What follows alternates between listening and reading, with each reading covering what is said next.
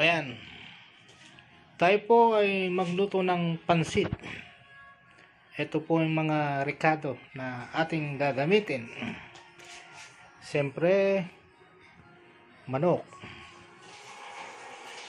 carrots, bell pepper, bawang sibuyas, cabbage, tsaka yung tubig na pinakulong manok. Ito po yung ating gagamitin sa sabaw, saka itong pansit. Tara po, tayo ay mag-umpisa na. Ayan. Ayan, lagyan ng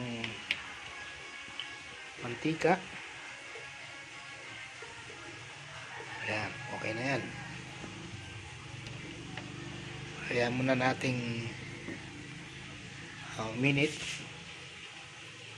Tsaka nating lalagay yung sibuyas. Ayan. Pag maayos na, maglalagay tayo ng bawang sibuyas. Ayan. Lalagay ko na lahat. Ayan. Disclaimer lang po. Kailangan ko lang po na matuto sa pagluluto. Dahil ang asawa ko ay wala po sa bahay.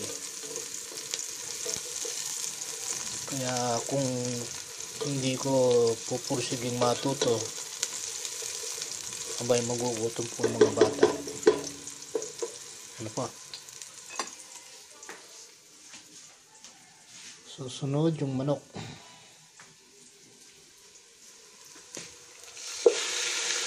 Ayan. Nakulo ko na po yan. Lambot na. Ayan.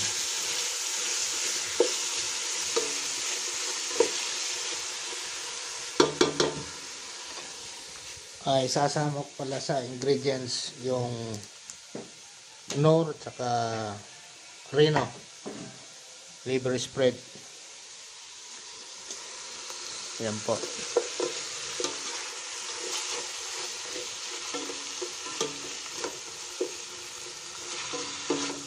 Ito po ang aming kakainin ngayon. At yung isang anak ko sa school, uwi po ng alas 11:30 na kailangan may pagkain na nakahanda. Ayan.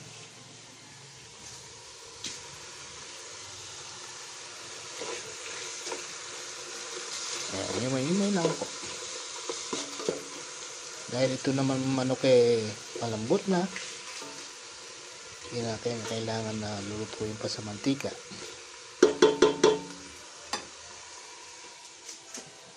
Saka natin isusunod ang gulay.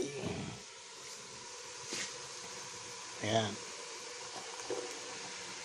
Sama-sama. Ito lang aking pinanood lang sa YouTube. Dagdag kaalaman po. Yan.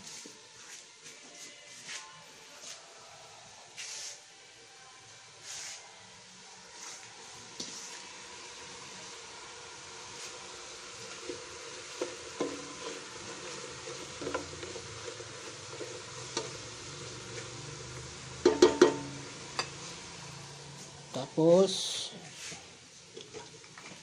cabbage. Ayan.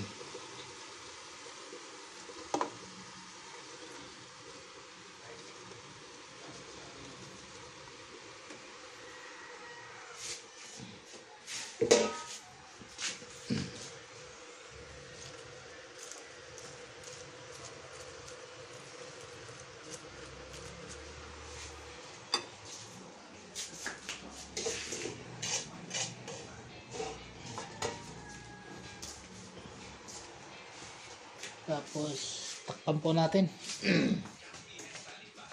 para mabilis lumambot yung ating gulay.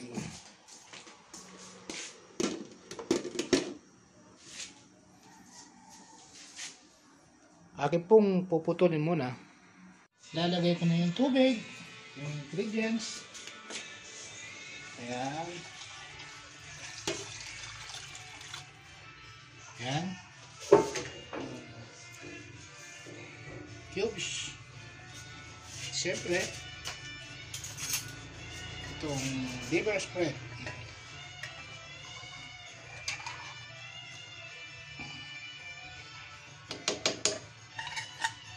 Ayan. Tapos, lagyan ng asin. Asan yung asin? Pag kumulo na, lalagyan na natin yung pansit. Marami. Ayan. Okay na. Kaya muna natin pong kumulo. Pag kumulo, lalagay natin yung pansit. Wow. Ito, lalagyan na po natin yung pansit. At ang ating pansit kumukulo na. Ayan. Ayan.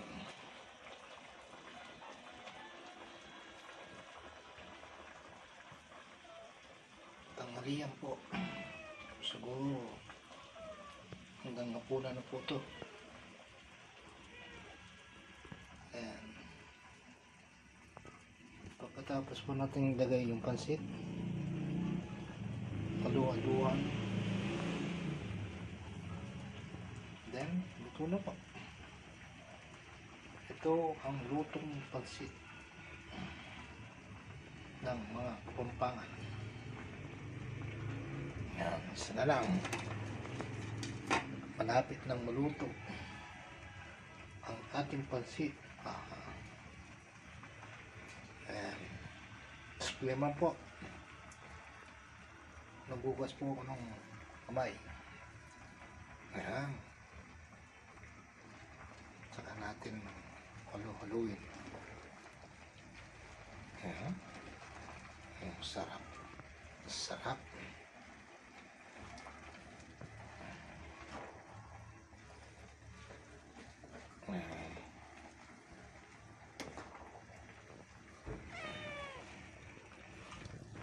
Ang dami po ata. Bagay. Kasama yung mga malagang aso.